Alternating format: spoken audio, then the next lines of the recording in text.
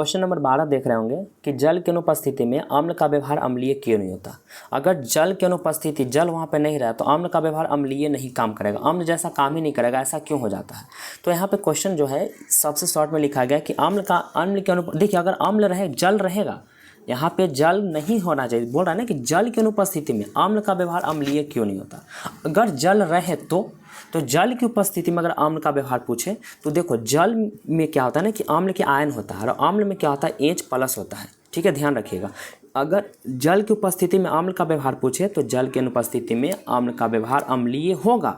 क्यों होगा? क्योंकि H+ आयन, अम्ल में H+ आयन मुक्त होते हैं और H+ आयन रहेगा तो अम्लीयता का कारण बनेगा। लेकिन इसमें क्या बोला है कि जल की अनुपस्थिति में, उपस्थिति नहीं होना चाहिए, अनुपस्थिति में अम्ल का व्यवहार अम्लीय नहीं होगा। क्योंकि जल रहेगा तभी अम्लीय होगा, लेकिन नहीं है तो नहीं होगा। क्यों?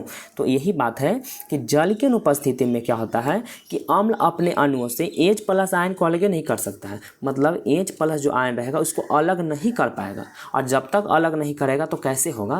तो यहाँ पे H+ आयन को अलग करने के लिए ही वहाँ पे जल का जरूरी होता है, लेकिन यहाँ पे H+ आयन अलग कर ही नहीं पाएगा, इसलिए अम्लीय व्यवहार प्रदर्शित नहीं कर पाएगा। और H+ आयन अगर निकाल देता, H+ आयन को अगर अलग कर देता तो वहाँ पे अम्ल हम लोग को पता चल जाता। ठीक है, तो इसका शॉर्ट में हम लोग देख सकते हैं कि अम्ल की अनुपस्थिति में अम्ल विघटित नहीं होता है, अम्ल टूटता ही नहीं, विघटित होगा नहीं। H+ आयन अलग कर ही नहीं पाएगा, टूटेगा तभी तो अलग होगा, लेकिन ये विघटित ही नहीं होगा। तो इस प्रकार से हम लोग कहेंगे कि अम्लीय व्यवहार प्रदर्शित नहीं करता है।